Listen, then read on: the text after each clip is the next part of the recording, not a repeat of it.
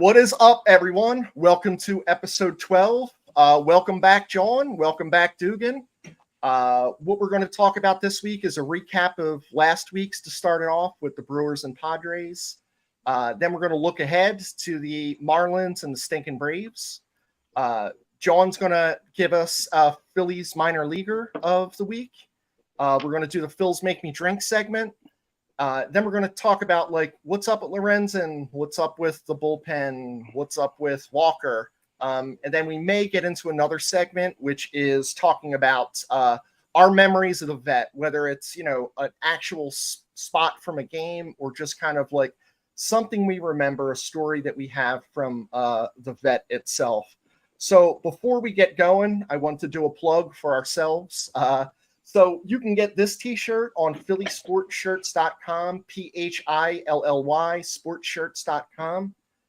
We also have the logo that you see behind you without the on tap. So like our city view, all of our shirts are on there. The one that looks like High Life. The one John's holding up right now is in gray of the logo in the back. And we just released, this is a Phillies, but we released an Eagles shirt. So it's the same logo, comes in Kelly green. It's also going to have a hooded sweatshirt, Kelly green, black, and gray, which they're awesome. And the slogan of Drunk Eagles fans is first and 10, drinking again. Getting into the recap, Dugan, what do you have from the last two series? Well, let's just say, thank God they won 3 of the last 4 because it started out pretty rocky. That first game against the Brewers, you get that home run from Turner that puts you ahead off Devin Williams in the 8th inning just to turn around and give it right back. What a kick in the balls that was, especially coming off the previous game against the Angels when Harper hits his 300th to put them ahead and they blow that game. So you get back-to-back games where a dramatic home run was overshadowed by ended up blowing the game and late in the game. Wheeler was pretty good in that game. He made one mistake, gave up the 3-run homer to Odumbass, made one mistake, but he was dominant again with 10 Ks over 6 innings in that game. The second game, our boy Nola went back to giving up meatballs and Phil's had a 2-0 lead in that game and ended up losing the game 7-5, and he was charged with all seven runs in only 4 2/3. They were able to salvage the third game in that series. I thought, I knew Ranger would be on kind of a pitch count, coming back off the injured list, but I thought he looked pretty sharp for 4 innings. He did give up 2 solo home runs, but I liked the way he moved the ball around. It seemed like he had good control, especially on the inside corner. And it was a comeback win in that game too. They were down 2-0 and ended up, coming back to win. The Padres series, obviously that first game, the offense looked great, came out, pounding the shit out of the ball. And then the bullpen, but I don't know what happened. They come and start walking guys. Alvarado can't get an out. Bohm makes a crucial error and they end up losing that game. They end up winning that game, but they gave up. It got tight at the end. I messed up my games between the Brewers and the Padres there. But yeah, the Padres game, we had an 8-0 lead or 8-1 lead in that game and ended up winning 9-7, sweating it out in the 9th with Alvarado striking out a guy with men on base. And then Lorenzen, what's up with this guy? He comes in his first 2 starts. He looks electric. He goes 8 innings against the Tigers and 1 run, and then pitches the no-hitter against the Nationals. And since then, he's not getting deep in games. He's getting hammered. His walks are up.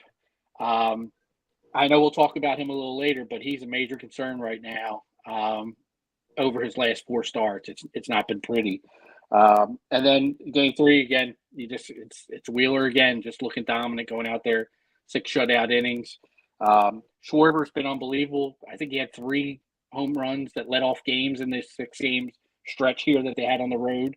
So it's always nice to get that, 1-0 lead, first batter of the game. Of course, in yesterday's game, he hits the leadoff home run. They get the bases loaded with no outs and don't score a run. So that runners in scoring position continues to be a problem for the Phillies. But it should have probably been a 4-2 trip. They come home 3-3. Cubs are playing good ball. they've cut the Phillies wild card lead, first wild card lead to a game and a half. So Phillies got to pick it up. They got to pick it up. What do you got, John? Yeah, what I saw that Brewer series was just unacceptable to me. It was just horrible. These guys, I know they're in first place in their division, and people want to talk online and all that, but it's that lineup doesn't scare me. They have a couple good pitchers, but I mean, I don't know how they went 1-2, but like that first game, like you were saying, Dugan, Wheeler pitched a pretty good game, except that mistake, and Peralta pitched a pretty good game too.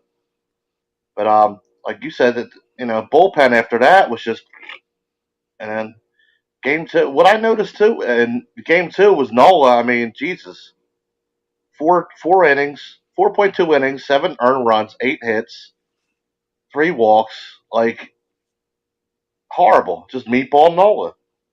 But what I noticed out of that series too, and Ranger pitched pretty decently, to get us by enough in game three. But what I noticed at the Milwaukee series was Harper was kind of dry. Harper really didn't show up at the game. I mean, the rest of the bats kind of did, but I mean, he was like I was looking at his stats earlier. He was kind of dry, but I mean, he's been picking it up lately. Um, and then the Padres, Taiwan was okay until he wasn't. We had a what was that 8-1 lead. We only scored one more run that first game. There's no And reason though he couldn't go deeper in that game with an 8-1 lead. I mean, just exactly, just throw strikes, man. Just throw exactly. fucking strikes. I mean, he walked the two guys that one inning that led to the 2 runs, and all of a sudden now that 8-1 lead starts getting a little scary. It's 8-3, and they got runners on base, all because of walks. They get one hit and cost them 2 runs. It's just that's unacceptable. He should have been pitching 6-7 innings in that game easy with that lead. Yeah, I totally agree. He had 3 walks. He had 4 earned runs. I mean, like, what he only went 5 innings. I mean, and I want to apologize to all the DPFers out there because I'm the one that posted the meme of the John Travolta blowout movie poster when we were up 8-1, and then so I'll wait a little while next time. So my bad on the jinx, but I mean we pulled it out. So, but yeah. Then game two. I mean game two. That was a late nighter. I had to watch highlights the next day because I had to work early. But I mean Lorenzen got destroyed. They got blown the hell out. I mean, and game three, Wheels was on fire. He pitched a good game, and the bats came alive and beat up Waka Waka. Um, I'll take two. I'll take 2 out of 3 against the Padres, but that 1 out of 2 just bothers me against the Brewers. Like me and Chris both agree. I think we both said it on a couple weeks ago. I mean, we both believe. I think we both believe the Brewers are kind of fraudulently sliding in there somehow, some way. But like you said, Dugan, the Cubbies are on our ass. I don't think they're going to keep the pace up, but they're right now like they're on our ass, and we gotta step the hell up. What you got, Chris? So I hoped for 4-2. We ended up 3-3.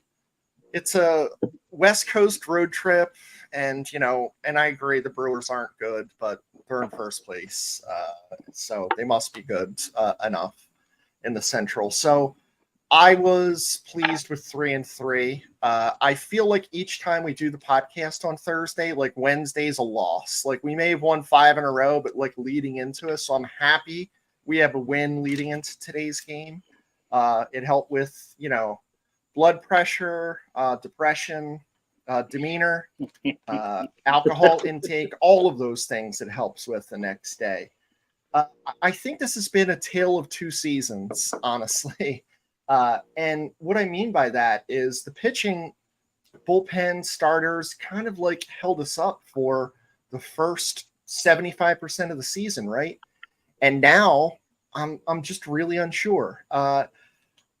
I found an interesting stat, and the Phillies bullpen has the highest average fastball velocity in the league, 96.3. Do you know what that means if you can't throw a strike? Nothing. absolutely nothing. Dugan, attack the zone, you throw 100. Attack the zone, you throw 100. What are we doing nibbling at the corners? Or like I didn't some of the understand pitches that are just at one point, Realmuto called for 3 straight cutters. I'm like, what are you doing? Throw fastballs. The guy throws 100 miles an hour, just and you're going to let him fail in throw it baseball, down. 7 out of 10 times anyway? So, Yeah. So, that was it's terrible. It's tough to watch. There was times specifically in that Lorenzen game where I felt like he was being punished, being left out there. And I don't know why they did that. He clearly was done, couldn't get the ball over for shit, and was lucky to like get out of it in the way he did. I mean, he was missing by, I don't know, 6 to 12 inches inside, but mostly outside, kind of pulling the ball. He really needs to get his act together. Like, we're not counting on him in the playoffs, right? He's coming in that game, middle relief, maybe if we're getting smoked, but I don't see him being a factor. He's not one of the 4 starters. You're just not. I would pitch Sanchez over him. You pitch Walker over him, obviously.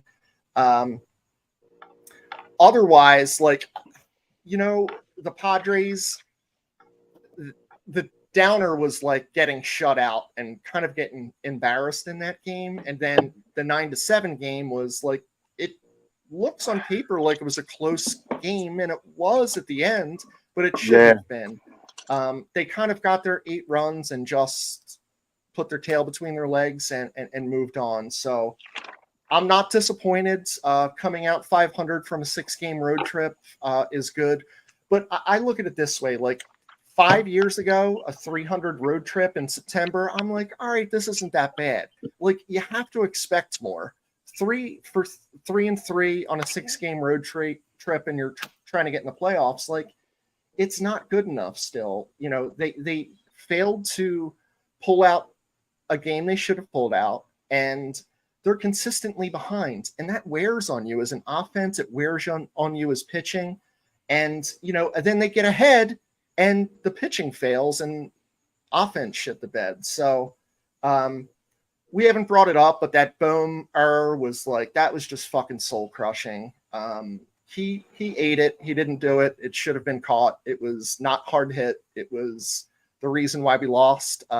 But the umpire, I'm thankful that in that one game he got hit with the pitch. I mean, the throw down to third. So we got lucky there. We got real lucky there, because that's another run, and who the hell knows what happens at that point. John, we'll go to you. We're going to look ahead now to the Braves and to the Marlins, who are just ahead of us starting tomorrow. What do you got? Okay, yeah, I looked up the probable pitchers. We got Sanchez versus Yuri Perez. Yuri Perez is a nice young pitcher. Not kind of like worrisome stage, but I mean he could pull out a nice game. So, but I'm relying on Ranger to he like I said in the recap of the other Brewers series. He pitched a good game, until they took him out in the game 3 of the Brewer series. I'm looking for him to have a strong game. I'm looking for him to win that game. And here's 2 guys that should open up a sandwich shop and call it Meatball Brothers. Noah versus Cueto. That'll be, I mean, that's a toss up right there. Cueto used to be good. He's old now. He's washed. I'm sorry. I'm messed up. I'm sorry. It's Sanchez versus Perez, not Rangers versus Lozardo. I got it scribbled here. I wrote quick notes. I'm looking for Sanchez to pitch a good game against Perez. 2 young guys. Sanchez has pitched pretty good this year. Yeah, Noah versus Cueto. I mean, who knows out of that? Ranger versus Luzardo. I know Luzardo always gives us problems. Um, I'm looking for Ranger to step up and have and stay in a little longer this time. Hopefully the bat to come along. Versus I'm looking for 2-1 in that series. Braves, it's Walker versus Strider. That's a very good matchup. I'm looking forward to seeing that. That's the first game in the Braves series. Lorenzen versus TBD. Two heavy hitters there. God knows what's going to happen there. and we're going to touch on Lorenzen later. I have my comments on him, but then it's Sanchez versus Fried and Wheeler versus. I'm sorry, yeah, it's Walker versus Strider. Sorry, Wheeler versus Elder. But I mean, I'm hoping Walker hangs in there against Strider. Uh, I'm looking for. I really want 3-1 because I know we're not going to sweep the Braves. It's not happening. They're so good. I want 3-1, but I'm thinking 2-2 versus the Braves. They're just on fire anymore. I mean, I know we're not catching them in the standings. I know we play well against them. I want to say 3-1, but I just have a feeling in that Lorenzen game or in any of the games we might have a series split. I don't know. I'm hoping for more, but I'm saying 2-2. What do you got, dude? Yeah, I mean, the Marlins come in pretty hot right now. They've won 6 straight, 7 of the last 10. They're 5. I think. What are they? Five back of the Phillies. I think 5.5 back of the Phillies for the number 1 wild card. But they're only a half game up on the Reds and the Diamondbacks for the last wild card spot. Phillies are 5-5 against them this season. We took 3 out of 4 in early August down there in Miami. So I like you said, Perez is a nice pitcher. I think he's got an ERA just under 3, like 2.8 something. Cueto, pedestrian. Luzardo does give the Phillies trouble. So I mean, the Marlins always play the Phillies tough. I can never really just say we should roll over this team just because even when they were the worst team in baseball, they always seem to play the Phillies tough. And the Phillies struggle against them, whether it's here or down in Miami.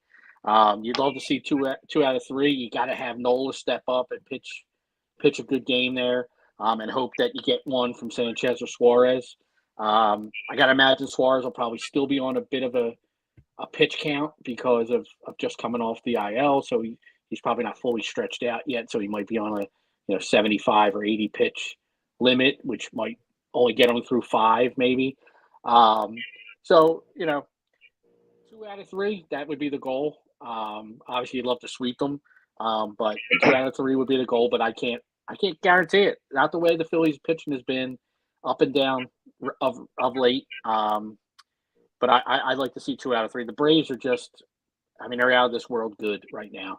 They are so goddamn good. I mean, their lineup, top to bottom, every guy's got 20 home runs. It seems like every time you look up, somebody's hitting a home run for the Braves.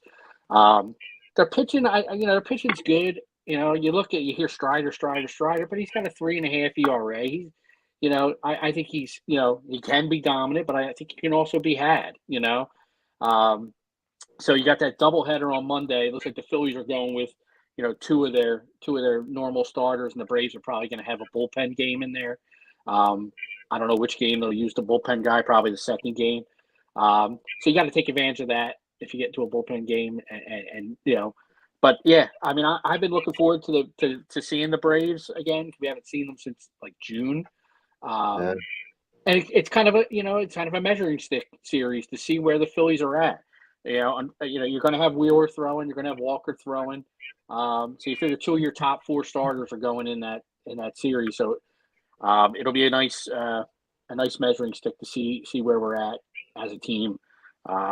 Again, I agree with you, John. I'd love to see us get 2 there and at least play 4 competitive games. Be in every game. Hopefully, I would imagine it's going to be a playoff-like atmosphere down there with the Braves coming in. The Phillies have been getting great crowds, so I can imagine it's going to be packed house for all those games. And we're going to be loud, and we're going to be obnoxious, and we're going to be yelling and screaming at the Braves. And hopefully that fires the Phillies up, and we go out there and maybe win more than 2 games. But I think 2 at the minimum, play good baseball. Because sometimes winning or losing isn't as important as how you're playing at that time. So I'd like to see the Phillies really get on a roll, start playing good baseball, and really hang with the Braves in that series. What you got, Chris? So broad strokes, want to win 2 out of 3 against the Marlins, and I'd like to split with the Braves. I think that's the ceiling of what I'm expecting. So winning 4 of the next 7, going 4-3. I wanted to bring you some numbers just so you kind of saw the comparison of how Miami matches up versus the Phils and, how Atlanta does. So the Marlins as a team are actually, their average is fourth in the majors. Like, they're hitting 260. I think if you take Luis Arias out of there, they're probably hitting 210. I was about to say that. Because that surprised me. I was like, how the fuck are they 260? Right. They're like not good. I think some keys to the Marlins series, and I'll get back Chris, to the numbers. Real quick. Yeah. Real quick. The Phillies are also 260. So I think if Yes. you took Schwarber out, we'd probably be 290. That's a good point. Yeah. That's a good one. That's a great point. They are exactly the same. The Marlins are without Alcantara, who doesn't give the Phillies problems. Surprisingly, we kind of, own him. But Jorge Soler fucking owns the Phillies, and he's hurt. So he's not playing. So, that's two positives for us. Two of their, better guys are out. Offensively, you're, the Phillies are a little bit better in almost everything except for home runs. They have, 40 more homers, which is not a surprise because, there's maybe three guys on the Marlins that can hit a homer. Now, pitching-wise, they're incredibly close. It was I did not realize that their pitching was going to be as close to ours. ERA 4.12 for the Marlins, and the Phils are 4.0. So Marlins are 15th in the league. The Phillies are 11th. Giving up home runs, they're about the same. And it's Marlins gave up 164. The Phils have given up 156, and you remove, you take anyone else but Nola in there, and that's 70 less home runs this year. I think he's given up. So, that's kind of the story there. Batting average against both pitching staffs, 242. They're incredibly close on paper. Now we're going to talk about the Braves. They are first, and I'm going to go through. I'm not going to give you the numbers. Average, on base percentage, slugging, OPS, home runs, first in the majors. And it's really not close for some of these. They have hit almost 100 home runs more than the Phillies have. That's the thing that sticks out to me. You're man, the Phillies have destroyed the baseball as far as home runs recently. The Marlins have 80 to about 85 home runs more. What the hell? That's just outrageous. And stolen bases, they have 113, so they're 8th. So they're first in everything, 8th in one. Where the Phils are kind of they're okay. They're in the top 20% in a lot of these. Now, pitching, they're better than us too. ERA for them is 3.87. As I said before, our ERA is 4.0.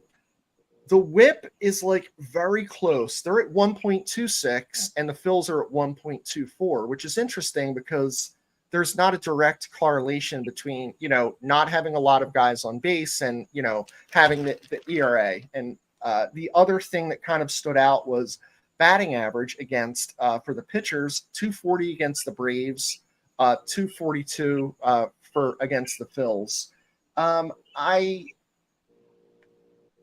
I want to get to one of our questions after we did the recap, because one of our questions really kind of, once I got it, I was thinking the same thing. So I'm just kind of, every two segments, we're kind of doing questions. So my cousin sent this over, and it basically says, besides winning to keep pace in the wild card, is it even more important to send Atlanta a playoff preview and really make a statement that the Phillies are for real and a real problem next month for them? Do you think the Braves can really be scared of the Phillies? And if that doesn't happen, if the Braves clean our clock, can the Phillies be mentally tough enough to brush it off? Dugan, what do you think? Great question. It is a great question. And I think I kind of hit it on that I think the Phillies need to come into that series with the playoff type mentality that, hey, we got to be out here and battle for 9 innings from the first pitch to the last pitch, and really get in the Braves' ass. Just be up their ass. Be that. What did the one? I might have been a Braves coach last year said coming into Citizens Bank Park last year in the playoffs was 4 hours of hell, and the Phillies need to make it 4 hours of hell when they come in this week. and send a message that we're here. We're here. Now, I know we're trailing you by 12 or 13 games, but we're here, and we're capable of beating you. We're capable of beating you in the series, in the playoffs. Now, I think the opposite too. Like if the Braves come in and smack us around, beat us 8-0 every game, I think that shit don't bother the Phillies. I think the Phillies are just such a team that just every game is a new game, every day is a new day. But I also think they're a team that can, once they start playing well. I mean, we saw that ride they went on last year. They were just so hot through the playoffs. But I don't think losing a game bothers the Phillies. I think they bounce back, and the next day is a new day. But I do think it's important that they play well in that series. I don't want to see them, kicking balls around, bad base running, some of the shit that we saw earlier in the season. I'd like to see that them hitting the ball, making their plays. If the Braves beat us, the Braves beat us. They're a good team, but I'd rather have them beat us than us beat us. And I think that sends a message that we're here, and we're going to be there in October. Yeah, I think jumping on Strider early is clearly the right thing to do. Look what the Cardinals did to him last night. They jumped on the fuck early, his massive tree trunk legs and skinny upper body, and sit on the fastball early. Yeah, fucking WB Mason. Right. Yeah, I think that's what you have to do. But Chris, I really like what you said. Like, I don't think it affects us being the team, the Phils, win. And I think they're going to have some confidence, which is great. But lose, I don't think they're going to be like, well, why even play the first wild card? We're not going to beat the Braves.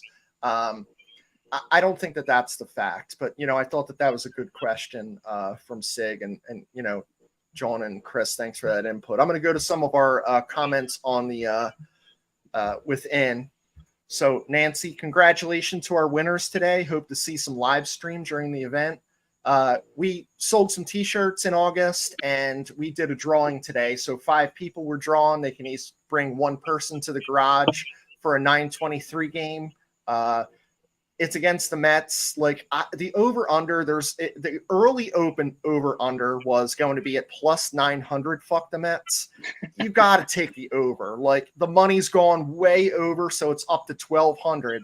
Fuck the Mets between us all. So, Garrett, checking in. What's up, my man? Overseas. Appreciate you tuning in, whatever the fuck time it is over there. Mark. What will happen with Lorenzen? I believe we are screwed. What do you think? So I'm going to hold the answer to that because we have a whole segment on Lorenzen and Walker and the bullpen. But great question. Nancy Flint jinxed it, I think, talking about you, John, with the I'm sorry. John Travolta. Like, you're the only dude that knows that John Travolta was in Blowout. Like, that's like the one you fucking forget. I'm like, I don't know. Like, I know this dude was in Saturday Night Fever. It's a great flick, though, man. Based in Philly. Yeah. Sorry, Dave. Sorry. Garrett, Hoffman's been the only one who's consistent. Yeah, I mean, I don't disagree. And he has some fire in him, man. I like him out there. Pitching and runners in scoring position is concerning. Donna, thanks for tuning in. Love seeing you're a big supporter of ours. And bring up Dugan's boy. I thought Bohm was going to jump off a bridge. I thought Dugan was going to. I thought I was going to, and I thought John did. I haven't heard. I didn't hear from him for a while. I would have pushed him off the bridge. Yeah, I was ready. Whatever the tallest one is, I guess it's the Walt Whitman is the one I was thinking. I was like, how can I get there and, get off and do it quick enough? All right. So one more before we move on. Desmond's, thank y'all for your content and merch. Very much enjoyed the college stories. You guys are awesome. I appreciate that, Desmond. Thanks for tuning in last week.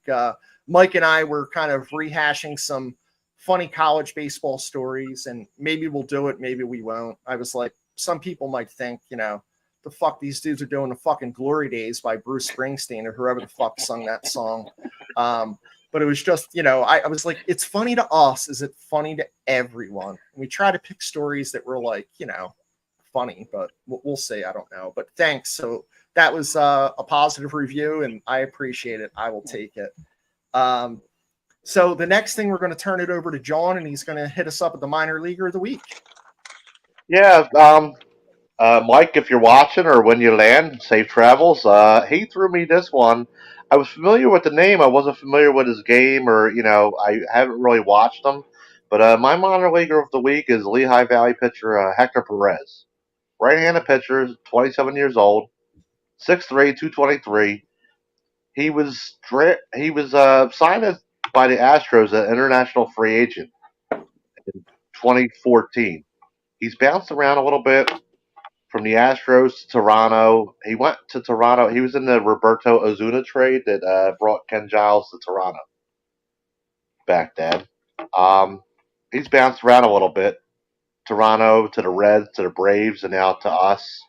He's only played 2 games in the bigs. Got rocked in both games. High ERA but his stats in the minors look pretty good this year. His stats this year: 36 games, 4-0. His ERA is pretty high, 4.37, and 55 innings pitched, 74 strikeouts.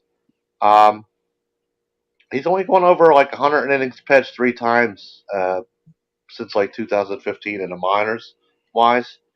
But with a mid 90s fastball, an improving splitter from what I hear, and I heard from what Mike said in the group chat too, what he was watching on Sunday when he watched him live, and, and he's got a hard 88 to 91 mile per hour slider.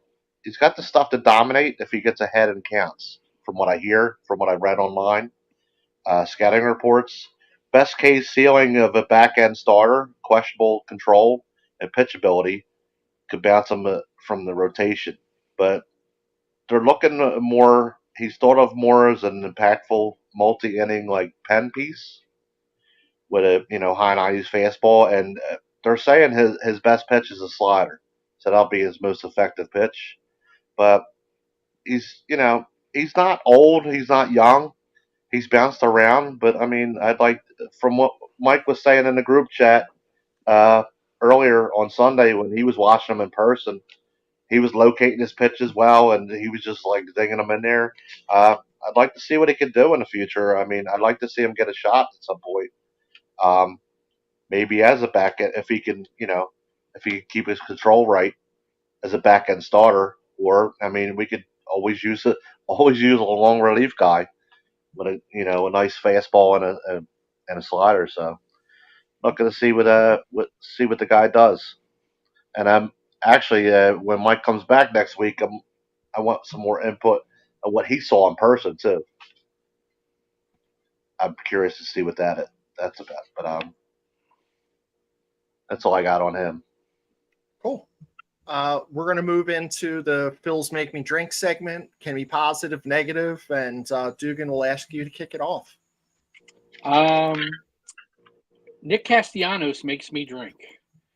Especially the other night, he hit into 3 double plays, which is bad enough, but I think his approach at the plate is what's really driving me crazy.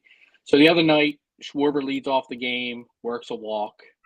Castellanos batting second since Turner's not around, and he promptly swings at the first pitch and grounds into a double play.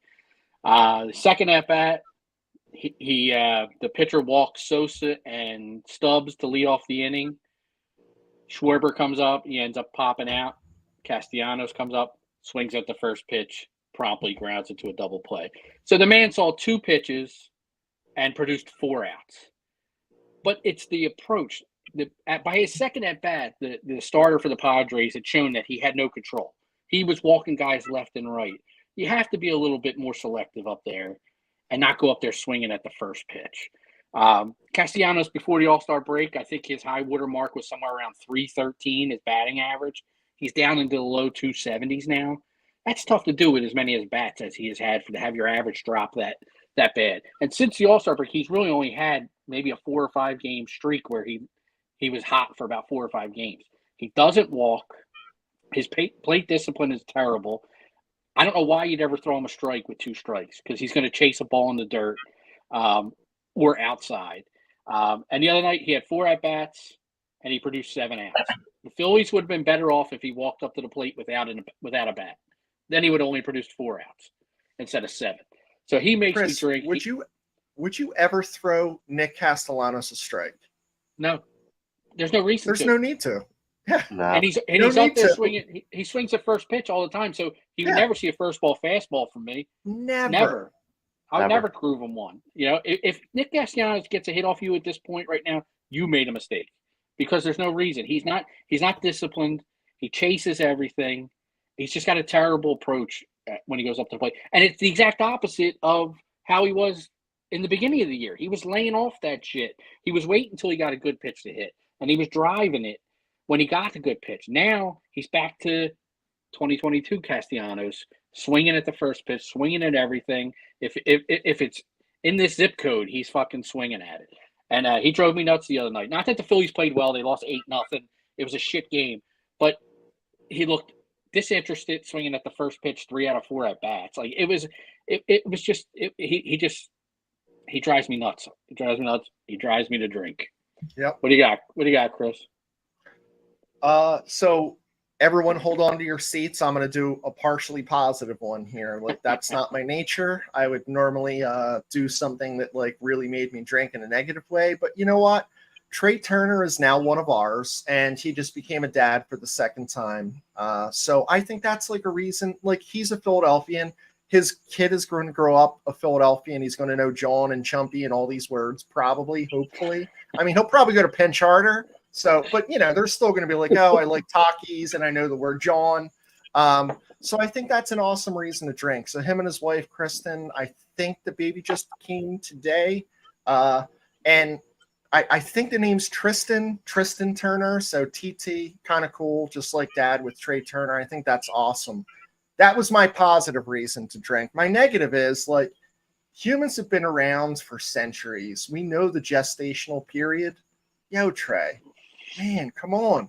January, February, March. Don't do this to us. We can't lose you for any amount of time ever. Like, bad time.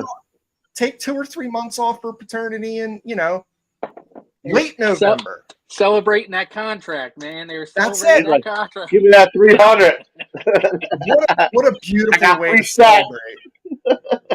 He penned that, then he's like, let's go make a baby. So that's awesome. So, you know, my positive is for, you know, Phil's Make Me Drink is Trey. He's going to be one of us for a long time. Hopefully he is the recent Trey and the World Baseball Classic Trey once the playoffs come around. Because I think this dude's going to be a different dude when the lights are even brighter. So that's what I got. John, where are you at? My Phils Make Me Drink. Where the fuck is Johan Rojas? Like, he has not been in the lineup for the past 6 games. Ever since he's got called up, he's played well. And all of a sudden, since Pache's back, they're just last 6 games. It's like no Rojas, not even the pinch hit. You know how even if he wasn't playing, they'd bring him in later as a defensive replacement or the pinch hit or something. Like nothing. I don't know what Topper's doing at all. I mean, I get it. Pache's back, and I'm glad he's back. But if you're gonna do that, do Pache. You could do Pache in center field. You could throw Rojas on left, or you know Rojas in center, Pache on left. You know Schwarber DH. You can mix it up. I don't understand part of that argument is I don't understand the cave experiment. Send him back down. Like once Pache came back, I would have sent Cave back. I don't understand why Cave's still here. I mean, you got or Castro. Huh? Or Castro. I mean, Weston Wilson's Castro, pounds. Like what? Castro, I think the thing with Cave is his ability to be Harper's backup at first base. Yeah. When Harper's back, you know, so then you who are you going to play at first if Harper can't play? But what's what's his name's kicking ass at AAA? I'd bring back Cody, man. Bring back Cody. There's got to be a reason why they're not doing that. There's got to be. I mean, he just got player of the month, player of the week in the minor leagues. I don't understand. Yeah, there's a you know, the Rojas and Pache thing, you can't really get both of them in the lineup at the same time because then you're bumping Marsh out. And I don't know if anybody just saw, but I don't know who it was, but they ranked center fielders in MLB, and they had Marsh ranked the sixth best center fielder, and he's hitting over 290. Like, I don't want to take Marsh out of the lineup. No, I don't either, but I just don't want to see Cave up here. I think like they should have like Schwarber. You keep Schwarber, Pache, Rojas, and Castellanos as your outfielders. I mean, Yeah. well, when you have to play Schwarber in the outfield, I should say. I'd rather Schwarber DH, but I'm frustrated. Like 6 straight games, not even pinch hitting them, no defensive replacement, like nothing. He's Like, been getting in games late. I've seen him get in games late for defense. He came in and run a couple times for Schwarber in the last 2 series. So he's getting in, but I know he's not starting. Yeah. Running is like he's like a cat on a hot tin roof. I feel like he's gotten picked off a bunch of times. So like it's tough to even put him in to do that. Like defense, he's been awesome. Hitting, he's been good. But like this dude defense, at first is like not with it. Like he's just isn't seeing what we're seeing, and he's like almost getting picked off more times than he should with his speed. I mean, does Topper just trust Pache more because he's got a little bit more major league experience? I mean, maybe. He was a high draft pick. He's played well, but he got picked off the other night too. The first game back, he got picked off. So, I mean, it's a good problem to have because you got 2 really good defensive outfielders right on your bench. I mean, I like Rojas a lot. I think the kid's a really good ball player. Oh, I love him. Yeah, I'd like to see him play more. I think right now that Harper first base thing is what's really causing the issue because if he can't play every day, they like Cave for whatever reason. I don't know what the reason is there. I think that's why Cave's sticking around. And then when they face a righty and Harper plays first, they're using Cave in left field to keep another left-handed bat in the line because Topper loves his lefty-righty. But yeah, I'm not a fan of Cave at all. I don't understand the experiment. I mean, I get what you're saying, but like Rojas, I don't know what it is about Cave either, but they seem to Rojas like him. defensive wise and at the plate, I love him. But like Chris said, he does get picked off like base running wise, so that's a negative. But I mean, overall, like, but Cave's yeah, a good like outfielder. I think Cave's a good outfielder. He's not a liability in the outfield. Right. Much. He's got the more pop than Rojas and Pache probably put together. He's got more power when he connects. But yeah, I'm not sure about the Cave thing either, and I don't know why they're not higher on Clemens because I know he's killing it down there. Yeah, he's been killing it. That's why I don't understand. Yeah, I don't know. I have to look at the 40-man. I don't know where they're at on the 40-man roster if they drop these guys off. So who or why? Yeah. Sig actually sent in a question that was basically like, John, you hit the nail on the head because he's like, why is in the last week is Philly Rob not put in Rojas at all? He understands the need to get Pache some time, but ultimately like Rojas is forgotten. Not to mention like Castro and Covey are dead spots on the roster. If the Phils win a World Series ring, Dylan Covey is going to get a goddamn ring.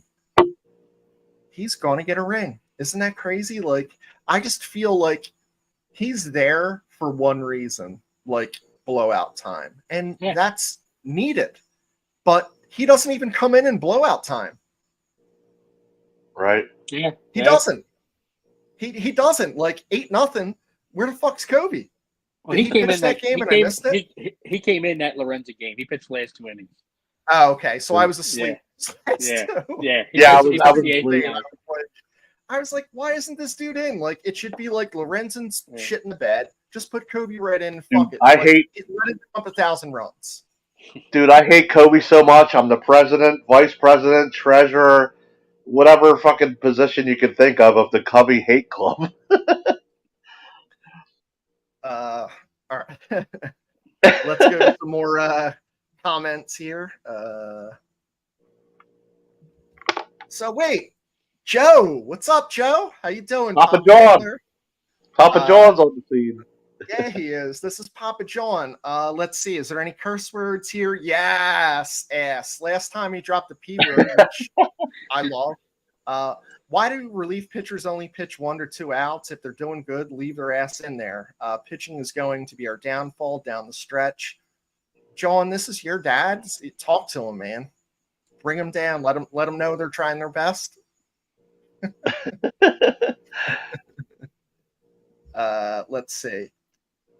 Harry, just have to stay ahead of the Cubbies. Agreed. Yeah. Cindy, what's up? Happy National Beer Lovers Day to all those who celebrate. Well, we all celebrate, at least on this page. Hopefully you are too. Christy gave birth during a bye week. How great is that planned? Who thought of this, Chris? Was this your idea? Hey, that's fucking brilliant. I had the calendar out months in advance. I said we're going to be off this week.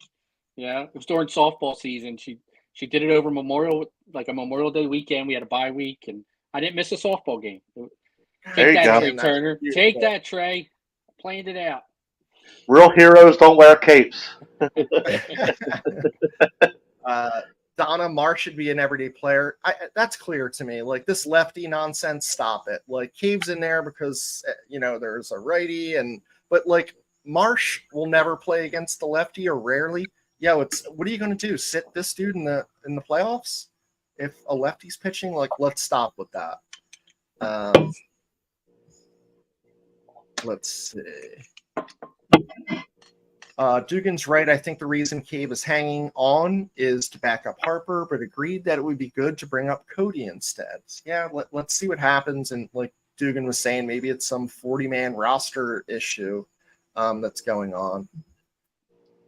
Kelly. So Kelly had a bunch of plaques that she had in her house, or like didn't have room anymore, so she sent them to the DPF garage. There's 2 of them that are gracing the garage currently. So Kelly, thank you so much for doing that last year. She did that before the garage was cool, but when the garage was just a garage, like oil stains, the green industrial, and I loved looking at them, and I still do. So thank you, Kelly. Time to experiment with Cave. We need to prepare for postseason. Couldn't agree more. All right. So the next segment we're going to go into, because we'll see how time allows here, because we have 2 more, is what the hell's going on with Walker, Lorenzen, and the bullpen. I'll go back to Dugan, then we'll go to John, and I'll end up with this. So what do you think's going on, Chris? I think the biggest problem with all 3 of them to start off with is too many goddamn walks. I mean, I looked at the bullpen over those 6 games between the Brewers and the Padres. In 19 and a third innings out of the bullpen, they walked 12 guys. I mean, that's unacceptable. It's unacceptable. When you're coming in out of the bullpen, you got to come in throwing strikes, because in a lot of those situations, you're coming in a tight game. You can't give them free passes, and then couple that with 12 hits. So now in 19 and 2/3 inning, or 17 hits. I'm sorry, 29 base runners in 19 and a third out of the bullpen over the last 6 games. So they have 2 men on the entire time. The entire time. You're pitching it out of jams, and then that puts pressure on your defense. So if Bohm makes an error like he did the other night, it's 3 runs, because you're giving free passes away. Lorenzen, I think he's just cooked. I think he's way over his career high in innings pitched, because he was a reliever for 95% of his career. So I think it's time. Maybe he gets 1 or 2 more starts, and you got to start transitioning him back into that bullpen role where he can condition himself to maybe pitch multiple days in a row and not have this 5 or 6 day rest. But again, he's the same way. The Phillies in his last 4 starts since that no-hitter, the Phillies are 1-3 in his starts. He's walked 9 guys in 21 innings, and he's given up 32 hits. So 32. So that's, it's 41 base runners in 21 innings. And he's pitching to an 8.15 ERA over his last 4 starts. That's just not sustainable. You can't win games if you're giving up 8 runs a game. But I think he's cooked. Walker, amazingly, the Phillies are 4-1 in his last 5 starts. But he's another guy, 14 walks in 27 and 2/3 innings over his last 5 to go with 29 hits. So base runners galore. These guys they're allowing way too many base runners. His ERA in his last 5 starts is 5.21, and amazingly, the Phillies are 4-1 in those starts. They just out hit his poor pitching. So I think too many hits, too many walks, and they're all giving up home runs. They're all giving up I think Lorenzen was 6 home runs in his last 4 starts. Walker's like 6 home runs over his last 5. Too many home runs, too many walks, too many hits. And that puts pressure on your offense, puts pressure on your defense, and it's just not a successful way to play. And the other thing that I thought was interesting, I looked up because everybody always talks about, run support. They're not getting runs. These guys, they don't score for these guys. The Phillies have 3 of the top 10 pitchers in getting run support per 9 innings. Aaron Nola is ranked 4th with 6.07 runs per game, and he's only sporting a 12-9 record. Walker has actually makes sense because he's 15-5, but he's number 6 at 5.62 runs per 9 innings of support. And Wheeler is 9th. He's 11 and Wheeler's 11-6, and he gets 5.45 runs of support per 9 innings. So, I mean, Walker's record makes sense because the Phillies score. They score a lot of runs in his starts. Nola is ass backwards. Nola should probably be 15-5 or 16-4 or something with over 6 runs of run support. It's just ridiculous. But the big thing is this. They're killing themselves with walks, and putting themselves in bad situations where one hit changes the entire inning because you constantly have men on base. And it's a common theme with the bullpen, Lorenzen and Walker. What do you got, Chris? You know what? There's not much more to add, Chris. That was just so well said. I'm concerned with, they're hitting their limits in pitching, innings pitch.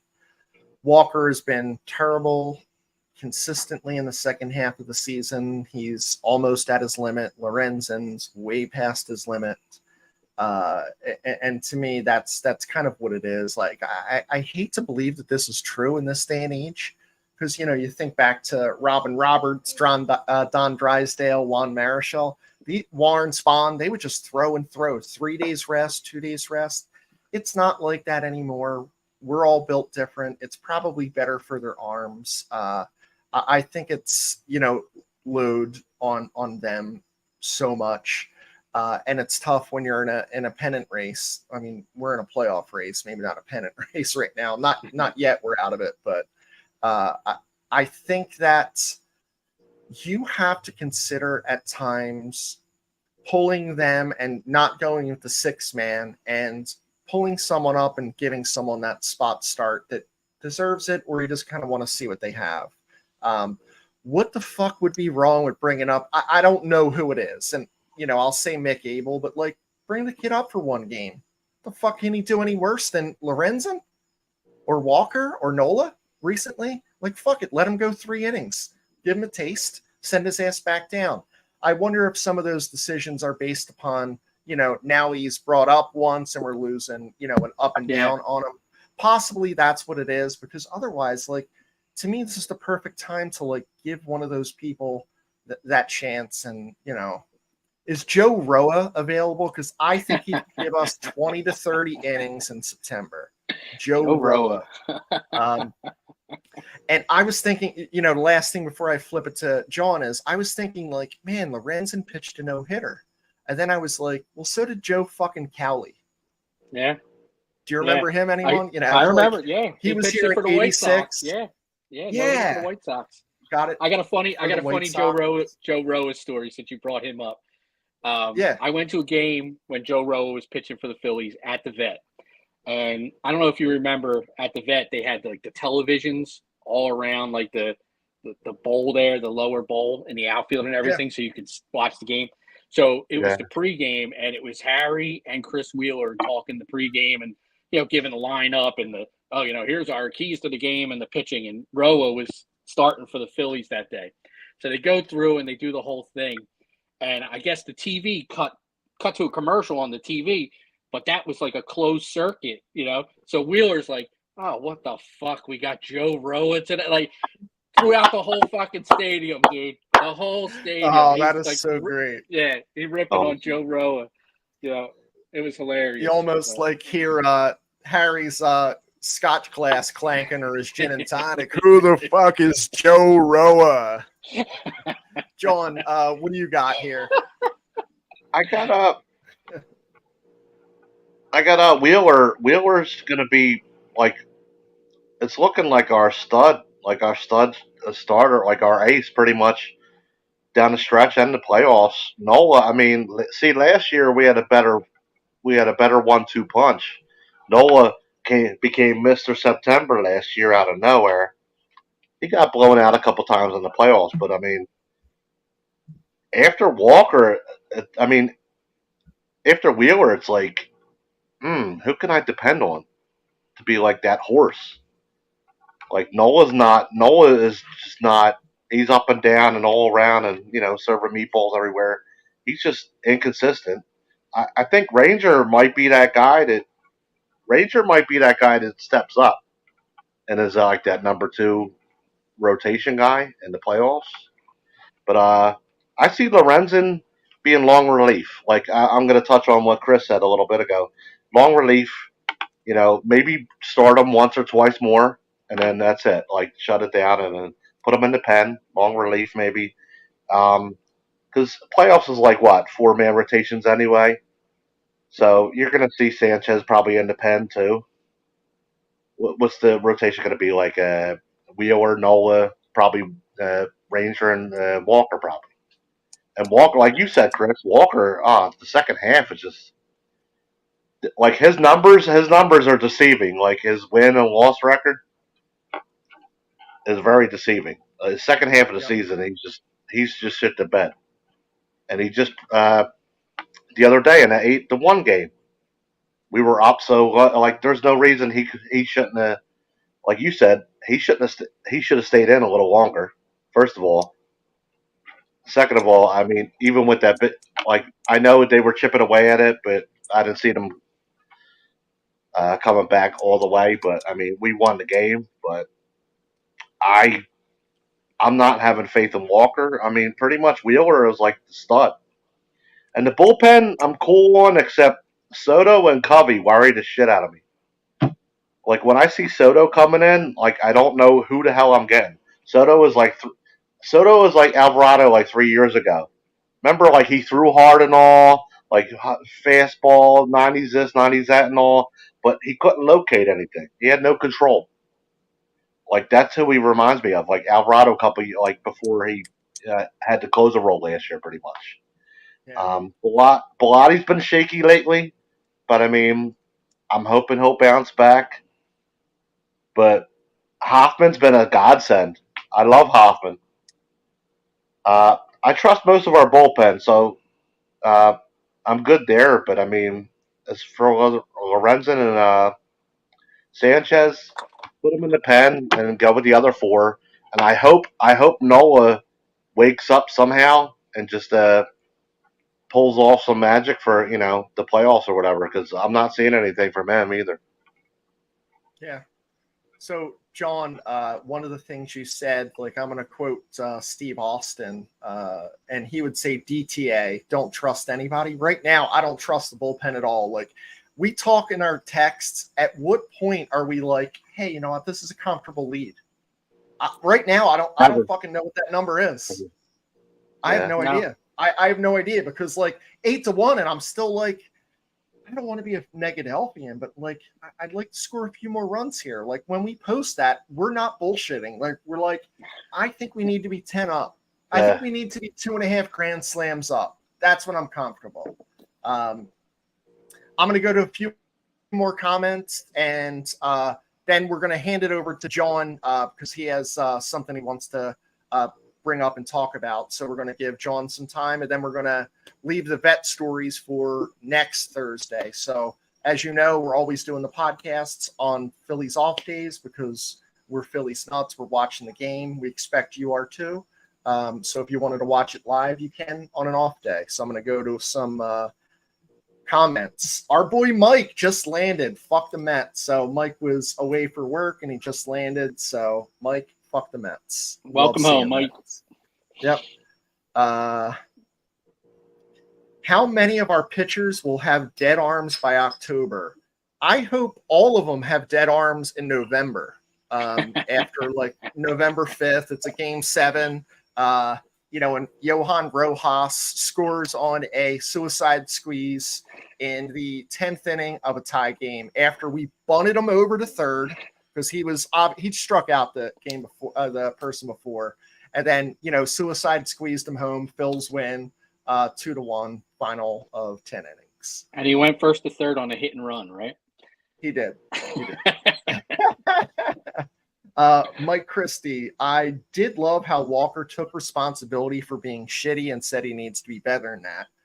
So I love that as well, Mike. And it did remind me of something. And Dugan, I think you might know where I'm going with this, but like we had a certain coach here was like, I got to do a better job. Time's yours. At some point you got to do a better job, right? Like I like Walker taking the ownership of it. It was classy. He knew that would resonate with us. He's one of us. I love that. Fuck the Mets. Andrew Scott, what about Sosa the past couple weeks? Think that's a fluke. He's getting hot at the right time and here to stay for the playoffs. Chris, where are you at with that one? I am and have been a big Sosa fan. I think the guy is the perfect bench player, role player for the Phillies because I think he gives you options. He can play third, short, second. His bat's good enough that he can, if he has to play an extended amount of time, he'll hold his own. He's got more pop than I thought he did. But I know he's made some errors this year. But I think his glove is fantastic. I mean, he made a great catch the other night on that line drive. He looks really smooth when he plays the field. He's not technically a third baseman, so when he's over there, he's a little bit out of his element. He's more of a shortstop. But I think he's been great for the Phillies, and really a steal at the deadline last year. I mean, we gave up what's his name, the Red Bull relief pitcher that smashed a Red Bull on his Jojo Romero. Jojo Romero, yeah. I mean, I don't even know if he's in the league anymore. And we have no, he is. He was closing for them a little bit. He just went on the IL, but yeah. But I think we got the better of that end because I think Sosa's been fantastic since he's been here. And this is a pipe bomb question. Rich, have you guys ever go to cheerleaders? I've never heard of it, Rich. Nope. Chris? Nope. Never heard of it. We all never heard of it. No one's ever heard of that, Rich. Kelly, Joe Roa pitched the last vet home opener. It was a nightmare. Jesus, that's where we were at some point. Joe Roa pitching, the opener at the vet. I mean, Omar Dahl, Floyd Yeomans, like he's up there with them. Could you imagine if DPF was around then? We would have been doing. We just didn't know it or we didn't organize it, but we probably were. And then, all right, so we'll go to one final comment here. Mark, I agree, Chris. Don't trust anyone. Prove it with a win. Meatball needs to get his shit together now. Maybe we need to do the song again next week. Let us know in the comments if, you want Dugan to take the lead this time and John and I are back up, or John, will do it. We're all terrible singers, but it was a lot of fun doing that. So, John, I want to kick it over to you before I, send it back to me and I'll close it out for us. So all yours. Okay. Thank you. I appreciate these guys. To all you out there. It's been 10 years ago since a pure gem in my family passed away, my sister Michelle, and these guys were thoughtful enough to let me just give a brief little statement on that. It's been I can't believe it's been 10 years since we lost you. It's every year it never gets any easier. A lot of people say it gets easier over time. Not the type of person you are, it doesn't get easier. I was an awkward, quiet kid back in the day who was still awkward at times, but you always made me feel at ease. And you always knew how to make me laugh. And you're always a big sports fan. She was actually, guys, she was on the field when the Phillies won. She was a Philly cop. that was her occupation. She was on the field when the Phillies won the World Series in '08, and she Oh, brought my sweet. pop back some memorabilia, so that was pretty cool. Awesome. Big Philly sports fan, Phillies fan, of course. Uh, Best granddaughter, daughter, sister, cousin, and mom you could ever be around. She's always loving, caring, funny as hell. She loved playing jokes on people, loved busting balls, and I just I'm and real quick, I'm gonna show this real fast. I still have this from her funeral, not to be sad or anything, but I have this on my fridge from her funeral, and I talk to it. People grieve in their own way or whatever. Every day I'll just say, "Hey, how you doing?"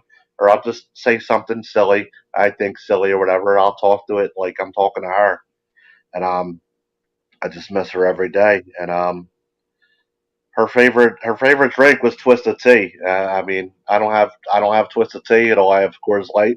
She's probably in heaven going, "You pussy." But hey, cheers to you, and I'll see you soon. One day, we'll have a drink together again. And thank you guys again for letting me, say that few words. Of course. Cheers, Appreciate it. Michelle. Cheers. So we're going to wrap it up now. We're going to save the vets stories for next time. I know it's a little bit off, but on 9/24, they're inducting Scott Rowland. I wanted to announce if you're one of the winners for the Phillies, the DPF garage thing, bring some Scott Rowland cards. We're going to burn them. They can be Phillies cards. They can be Reds cards. They can be Cardinals cards. Hopefully it's a rookie card. We're going to burn the cards in the outdoor fireplace. It's going to be a great time. Thanks for everyone for tuning in. Thanks for listening. Thanks for watching. Thanks for getting the t-shirts. Share it if you like it. Appreciate everyone commenting and viewing in. Fuck Scott Rowland. Fuck Joe Carter. And fuck the Mets. Everyone have a great night. And let's go Phils. Go Phils.